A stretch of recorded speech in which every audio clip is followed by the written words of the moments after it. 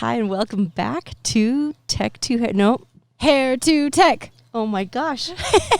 I'm pretty sure Hey. that's the direction. Unless you're Zeno and direction is meaningless. Wait. What even is time? We can never get there because it's a paradox. Hi, I am Jen Stone. And I am Amber Pearson. And we are here to talk about your new career journey. Yeah. From being a hairstylist, exploring different options in the tech world. Woohoo! Yes.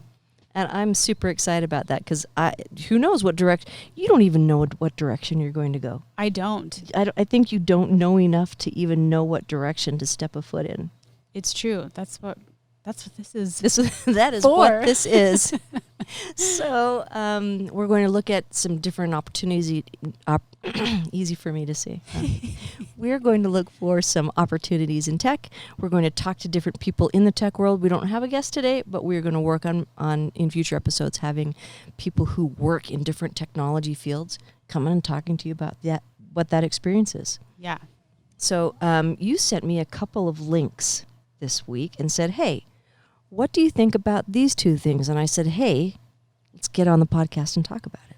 Yes. So tell me what you sent me. So I sent a link to a part-time evening program to a coding bootcamp and also a part-time evening program for a cybersecurity bootcamp.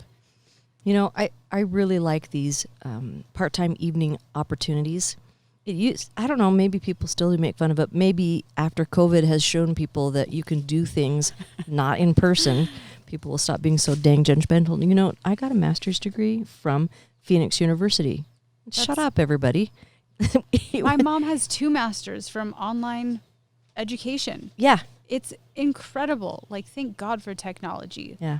I got mine because I was working at a company where the CEO, awesome guy, thank you, Kirk, came to my office one day.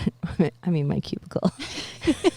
Really. This is back when I was on the help desk, and he said, we will pay for 75% of your tuition and fees if you will get a degree. And he put the syllabus down and said, go get your master's degree. And I was like, well, I would be an idiot not to do that. That is incredible. And I had 3 little kids in daycare at the time.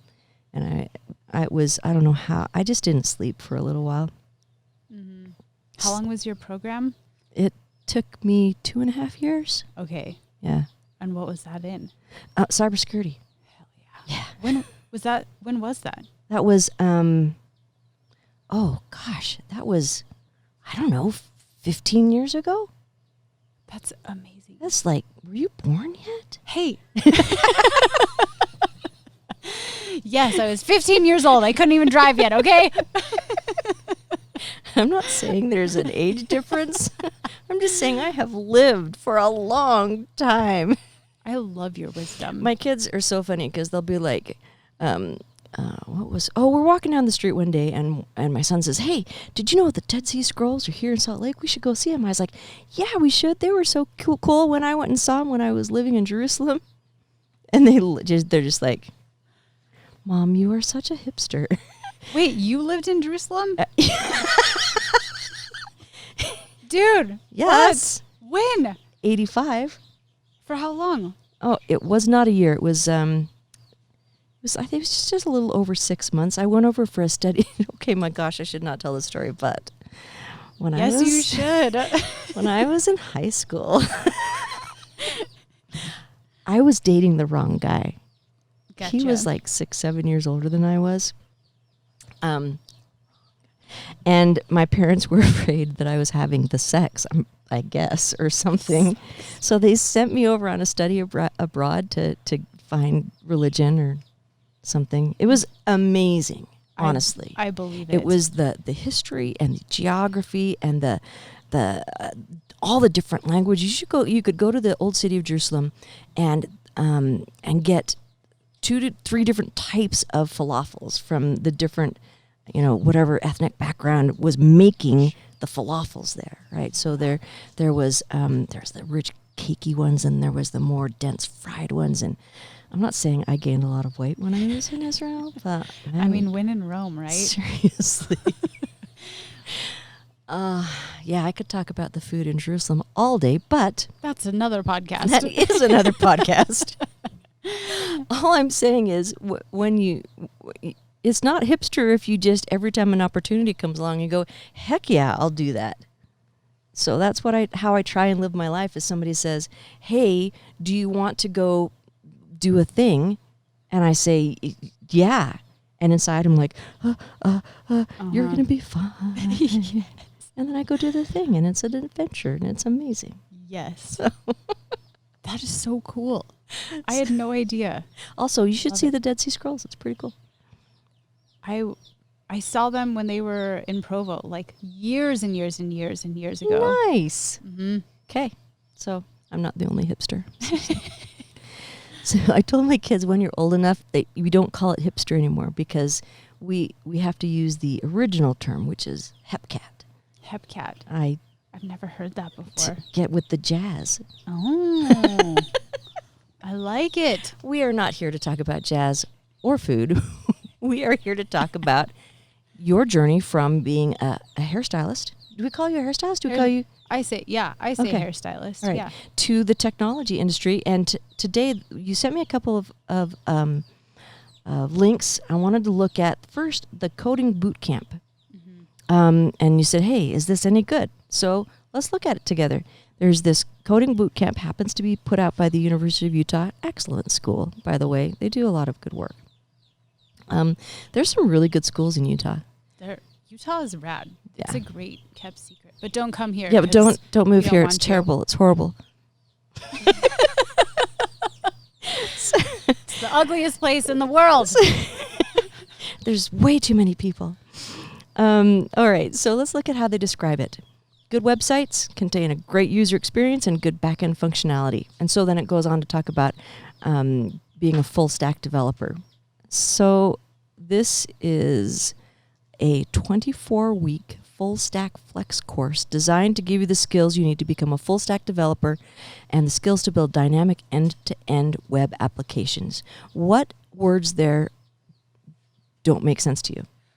Yes. So full stack is a term that I've come across a lot of times, and I maybe have an idea of what it is, but not enough. I could not tell you this is what full stack means.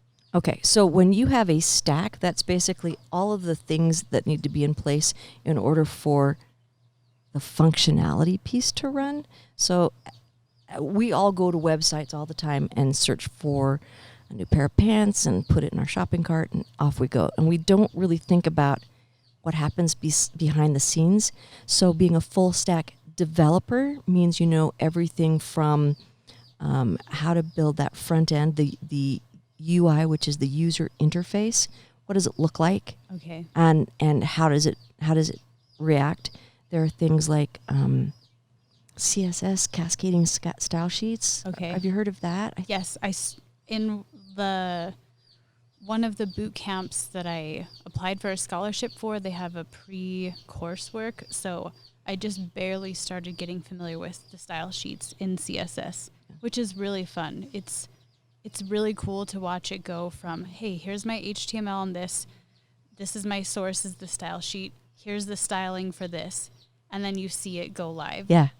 It's magic. So it's so cool. So the style sheet is like how it looks. So there's functionality, but then you don't want, we've all been to a website where we're like, yeah, it works okay, but wow, thank you, the 70s,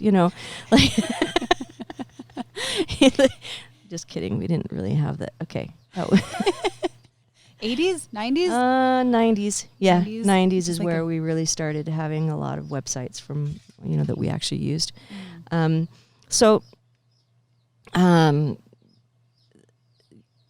Okay, so the stack includes, the user interface piece, which has to be built by someone, the style sheets, which is often built by the same person doing that user interface, but sometimes functionality is built by a different person than the one that makes it pretty. Did you see that fly?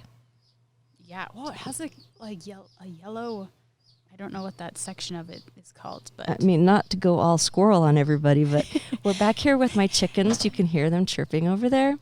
very cute. Very cute.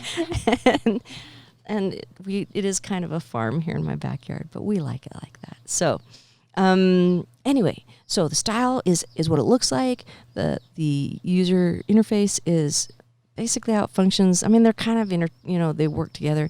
Then you've got, well, where does the information come from? Is there a database on the back end that it's pulling from? That's part of your stack. Okay. Right? Is there another server that's serving up other functionality? That's going to be part of your stack. So I don't want to go too deep into it, but basically it's all of the pieces that have to work together to get the information to the person who's using it. Okay.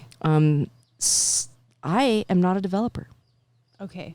I have some, I mean, everybody does a little bit of coding Sure. just to make their job easier, right? But I went through IT operations, which is servers, networks, those types of things that basically the stuff the code sits on. Okay. Okay. So but you're interested in possibly being a developer. Tell me why this interests you. Well, I bought a course, a web developer bootcamp on Udemy 2 years ago, and I never touched it. But like I said, I think in the last episode, I have known that I wanted to do something else other than hair.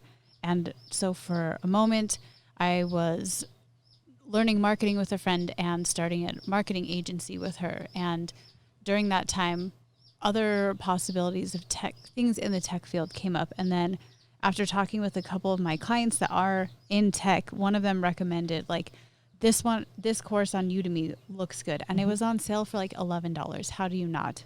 Right? Right. You have lifetime access. So here we are 2 years later. And I'm like, I have lots of free time. I should probably look into that. Yeah. And to be honest, I was like, oh my God, yes, I finally have the time and the bandwidth, the mental bandwidth to explore this and see if this is actually something that I like. And what do you think? I love it. So far, it's been awesome. I'm a very, very small fraction of my way into it but it sparked something enough in me to like look into local boot camps and open myself up to, am I doing this? Like, am I coming back from COVID with like, hey, I'm out of here. This is my plan. I'm moving into this new direction. Here we go. So yes, that is what I'm doing. So far, I love it. But as I've been looking for within the other boot camps in Salt Lake, they had pre-course work that I started doing. So it has been squirrely, but okay, it's fun. So let's see who should attend. This part-time evening program was designed for working professionals. That's you. Yes. Who are actively seeking a career change. Oh, it looks like it has your name written all over it. Man, they sure know their target audience. Prerequisites. There is an application process, but no specific prerequisites. So in other words, you don't have to have passed another class in order to take this class. So that's awesome. So that's a possibility. Let's look at what they're saying the benefits are. And also is good is that not having to have an associate's degree, because full transparency, I have zero college. Yeah. Zero. I graduated high school early so I could begin my cosmetology apprenticeship. So I have nothing. And that's another conversation, because the whole thought about, do you need a college degree in order to go into development, in order to go into cybersecurity, and in order to go into any of these IT fields? The people who are working in it tend to have a lower opinion of a college degree, because they know that the actual learning of the things that they know that they do are hands-on there. There is a slightly higher appreciation for specific technology related certificates. Sure. But then you look at the HR person. So it's the HR person or the hiring manager has to make a decision on who am I going to bring in to interview, who am I going to give a chance in this job. Degrees are a shortcut to understanding what people are capable of. Gotcha. So it makes it easier for them to hire you, for them to justify you as a new hire to their bosses, because they can say, hey, look, they have these degrees, they have these certificates. So that's one way of looking at degrees. But the other way is if you can find a company that's going to give you a chance based on maybe a portfolio or certificates, that might be a better way for you to go. Because otherwise you're looking at a lot of years in a degree program for something that the people themselves doing the work don't tend to think that it's going to give you a leg up there. Right. As well as a lot of student debt, which yeah. No, thank you. No, thanks. Did you know that I'm still paying off my student loan? Really? Yeah. But I paid my kid's college his whole way through, so he's debt free. So amazing. I'm just saying, I made choices. That's incredible. So the benefits, so the curriculum will cover the basis of coding, etc., and you'll spend 20 hours a week on outside projects and experiential learning activities. You'll get it's collaborative, which sometimes collaborative is good. Sometimes you just want to blow up the entire team. Man, I sound so aggressive today. No. I'm so sorry. No. But the collaborative coding projects help students build a professional portfolio. So that's something that's important. If you have code that you can show someone, look, this is what I did. This is how I write. This is how I perform. Then people who are being thoughtful in choosing employees might be willing to look at that rather than a degree. I don't know. If you're a hiring manager, if you're somebody out there hiring developers, we would love to hear from you. Tell us, please. Does Amber need a degree? What does Amber need to get hired?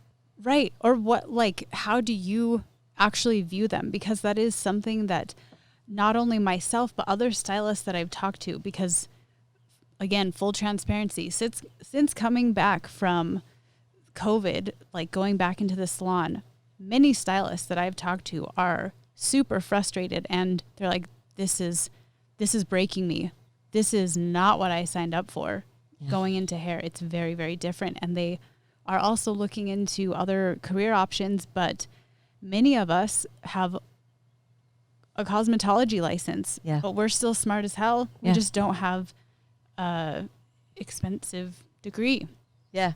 Oh, something else I was going to say is when you were talking about having certificates or a portfolio, and like a good resume and all of that, something that is good about hairstylists is that we are natural relationship builders. Mm-hmm. So we foster these, some at times very, very intimate relationships with our people who know other people well. Mm-hmm. So that is definitely something that I'm very grateful for, because in almost any industry, so much of it, or where you go, is who you know. Right. And because it gets the foot in the door. Right. They know how you work. They know how you operate because they've seen how you run your business. Yeah. Well, that's how I got my job. Got a phone call from a guy who was working there and said, hey, do you want to go into cybersecurity? I said no. Wait, Kate, and then what happened? He wouldn't take no for an answer. He's like, if you come up and talk to my VP, we will buy you Thai for lunch. And I was like, oh, you remember I like Thai food.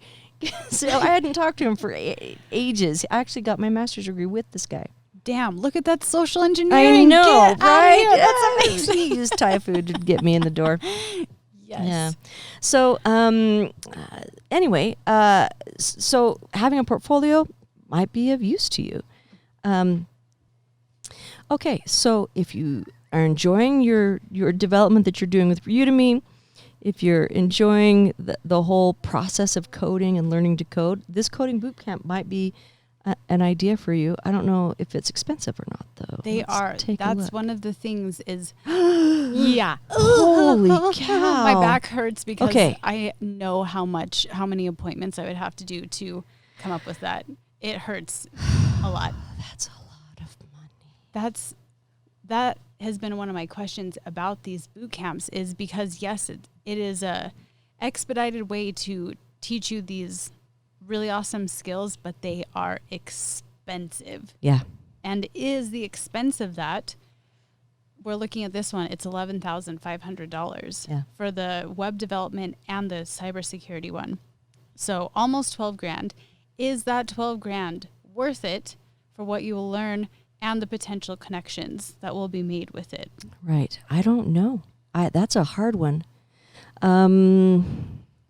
Or are there other avenues that you could take that could teach you the same thing, but maybe less costly? Right. We're going to have to find out. Yeah. Like, I don't know. Right. I am continuing to do research about that because that's a good chunk of change. How good are you at learning things on your own? I think it depends on how interested I am in it. And right now, I'm really interested in this. Right. So, and I am setting up my schedule as of July to have a lot more free time for self-study. Mm-hmm. So I'm putting things in place right now to make sure that can happen. Whether I do completely self-study or whether I self-study and then go to a boot camp, I'm doing prep work beforehand, before that starts. Yeah. And it's a non-credit program. So if you did want to get a degree, it wouldn't count towards that. Mm-hmm. Again, though, if you're looking for building a portfolio, let's kind of table this idea. Don't jump both feet into it. And see if there's something else that might serve the same purpose. Sure. Without putting you in debt. Right. Debt's a rough thing to take on. It is. I mean, I'm happy to invest in myself, right? We are our own best investments. Yes. But that is a lot. That is a lot of money. Okay. So we look at this next one, Cybersecurity Bootcamp. Cybersecurity Bootcamp. Say that 3 times fast. Wait, say it again. I cannot. I cannot. So let's look at the program details again. Let's just brush past the amount of money. Mm-hmm. But what will you learn? By the time you graduate, you can expect to be able to analyze packet traffic flowing over a network. Okay.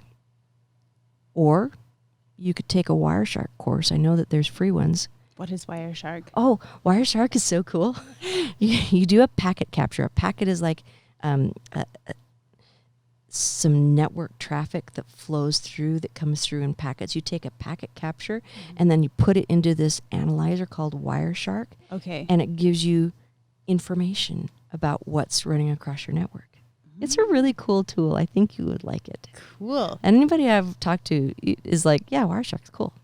So, understand and implement network theory. Okay, yeah, let's not make promises we can't keep. No, networking is hard.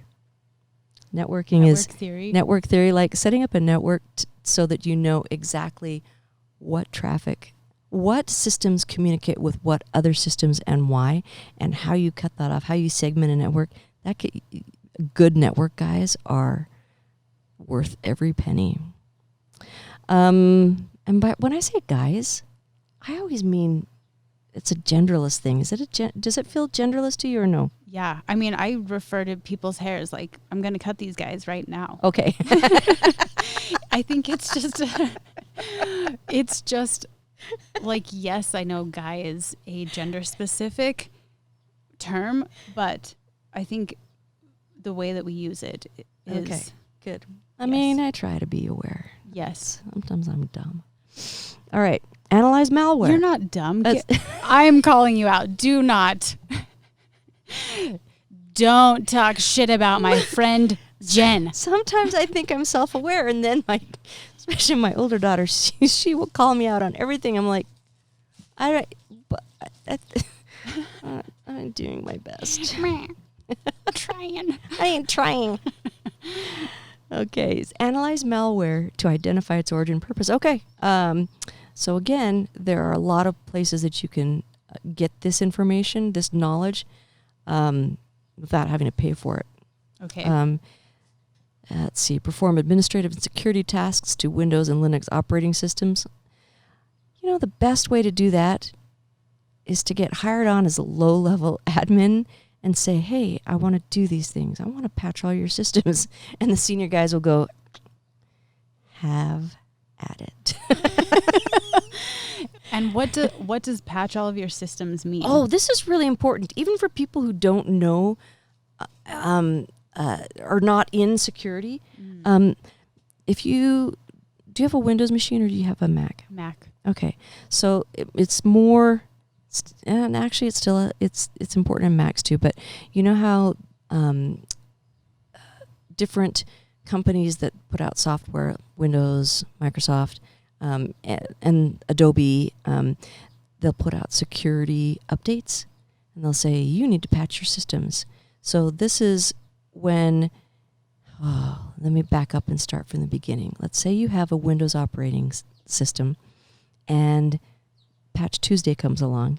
That's the day that Windows sends out all of its patches, Patch security Tuesday. Updates. Yeah. What an Patch affectionate Tuesday. name. I know, right? Well, it's every admin's favorite day. And it's usually because somebody has found vulnerabilities in the software. So Adobe patches come out, it's because there's a vulnerability in the software. Mac as well has had vulnerabilities in their software. Like that used to be kind of like, oh, get a Mac because you won't have problems. That's just not true anymore. And so if you have a vulnerability in the software and then the vendor figures out a way to patch that vulnerability, to make it so that that vulnerability cannot be exploited. So you have a vulnerability is like a way into your systems by the bad guys. Okay. And then a patch is a way to prevent it so they can't. Suddenly I'm doing hand gestures that are so. Don't. I did not. You're saying, and then you're screwed. So. Gotcha. Oh. Hilarious. I am a professional. Patches take care of vulnerable code so the bad guys can't get in. That's Okay. what that is. Patch your systems. Keep it safe, y'all. Wrap that shit Wrap up. that shit up. Okay. Understand cybersecurity threats, actors, and methods. You know, you could take a course for that, but then all of a sudden, everything you've learned is outdated. One of the things that's the most important to understand about cybersecurity is that it is changing every single day. So I listen to probably 6 or 8 cybersecurity podcasts every week. A couple of them are on every day, but they're short, where they talk about, hey, this is what's going on right now. These are the threats we're seeing out there right now. Where are they getting these reports from? Oh, there's a whole field called cybersecurity researcher. Okay. Where you find out about these things. So back to patches. A patch that gets released can be reverse engineered by the bad guys, so they know how to exploit anybody who has not yet patched. Oh, damn. That's sneaky. Yeah. And so when a whole flurry of activity happens when patches come out, because there's the administrators that are patching their systems, and then there are the people who are reverse engineering it to do the bad things, and then there's the security researchers that are going, all right, who are we seeing that are exploiting these unpatched systems? Okay. Right, so it's like a whole sequence. I mean, that's one way that the security researchers do what they do, but yeah, it's this ecosystem that kind of works together. That's so cool. And that, a question that hasn't come up, but that explains why there are so many fields within cybersecurity that you can go into. Oh, yeah. Yeah. There's like penetration testing. Can I get into your systems like a bad guy would? There's vulnerability scanning. There's a whole group of people that's what they do. They scan other people's systems and let them know, which ports do you have open? Which security flaws are we seeing?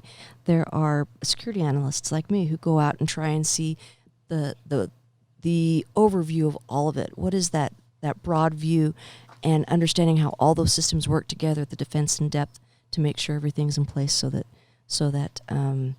you don't have any of these vulnerabilities happening. There's compliance officers and compliance specialists.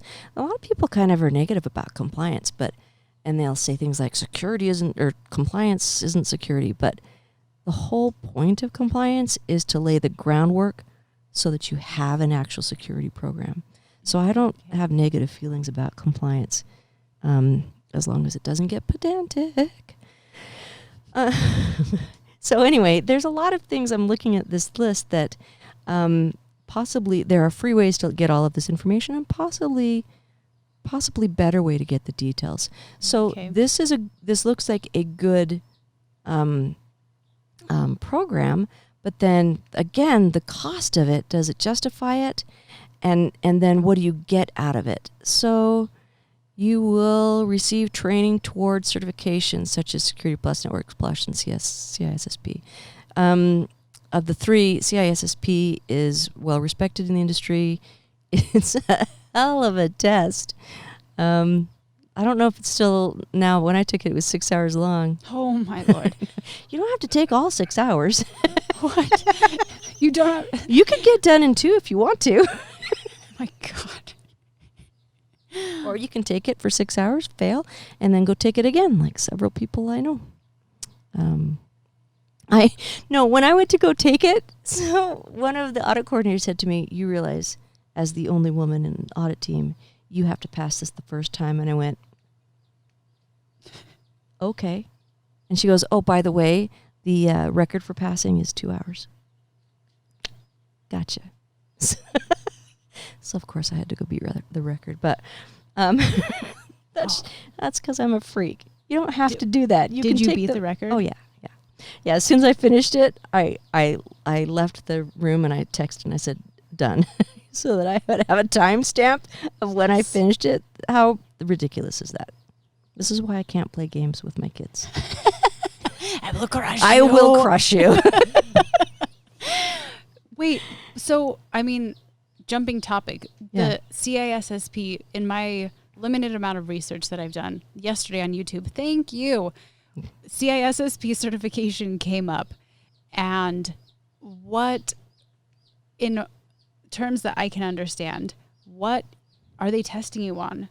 A broad base of knowledge, a lot of which you will never use in your actual job.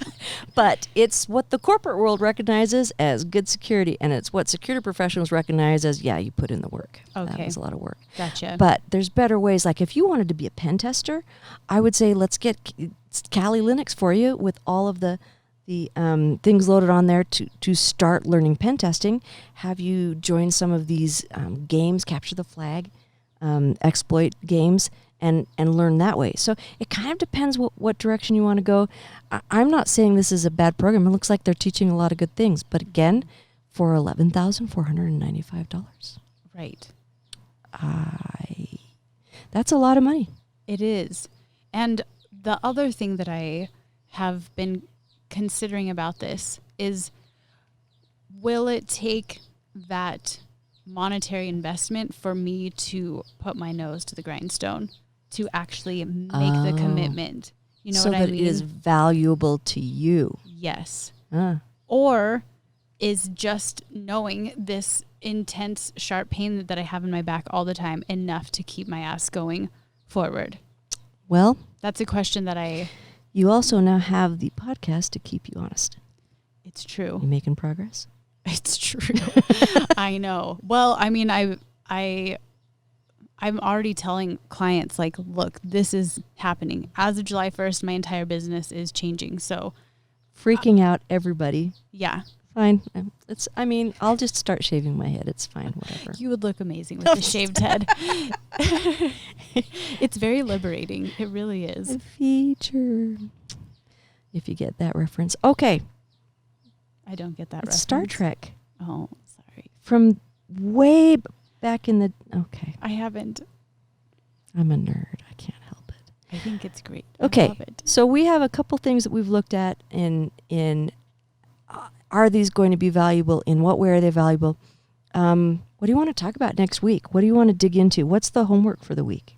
Well, so last night when I was doing my research, I came across I I think it's a 5-hour like intro to cybersecurity course that was put out by Iowa State University, and they just put all of their modules together into like a 5-hour video. So I would say, so I'm just above halfway finished with it. And because squirrels and shiny things and stuff.